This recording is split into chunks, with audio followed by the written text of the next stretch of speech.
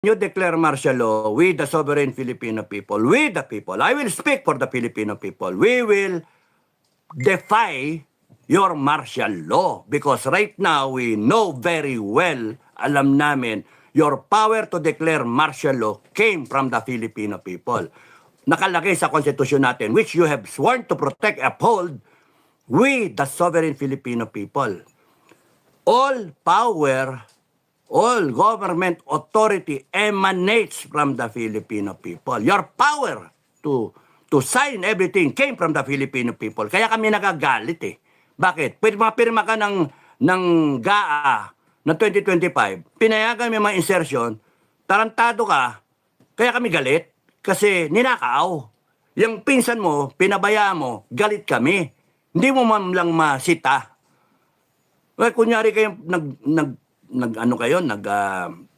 drama kayo, nag-resign siya, tapos siya pa ngayon yung pa-hero effect na nag-resign ako para sa taong bayan, bla bla bla bla. Tantado, pare-pares kayo, magnanakaw kayo lahat.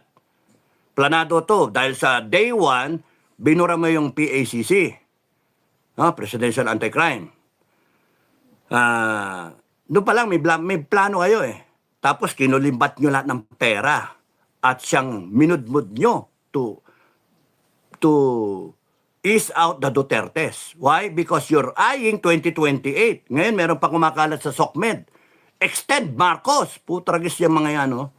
Extend Marcos. Eh, kayo mga Pilipinong aanga-anga, na nakokontrol yung utak ninyo ng isang narrative na palpak na si Duterte, ganito, siya yung magnanaw. Saka nakakita, ang baha nando sa Cebu.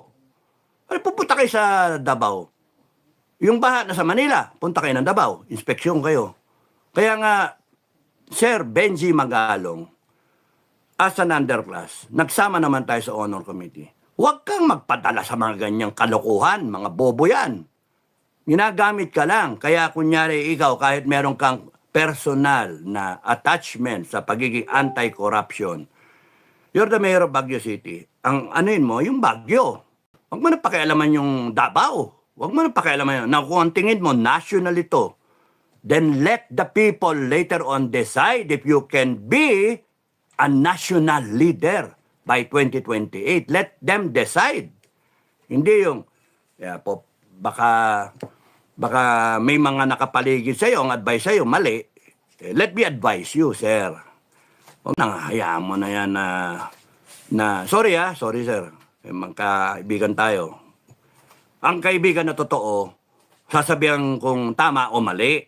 Hindi baling sabihin mo sa akin, putya.